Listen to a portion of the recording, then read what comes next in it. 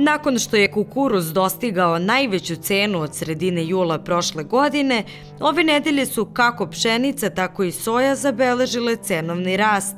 Usled većeg raskoraka u cenama ponude i potražnje na tržištu kukuruza, kao i slabije ponude pšenice, zabeležen je pad berzanskog trgovanja. Ukupno je prometovano 470 tona robe. Početak godine je doneo značajan rast cene na tržištu kukuruza. Tome je isključivo doprinela izvozna tražnja, a cena je konstantno rasla.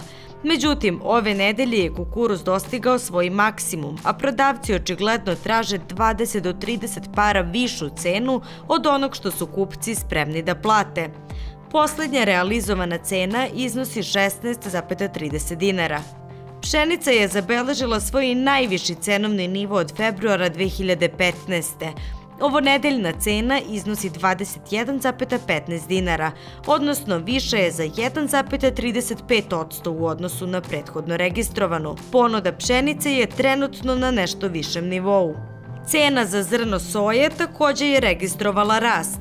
Ugovori su registrovani po cenama koje su se kretale u opsegu od 38,80 do 39 dinara, dok je ponder iznosio 38,90 dinara, odnosno soja je poskupela 4,40%. To je ujedno najviša cena ove uljarice od sredine jula 2018. godine.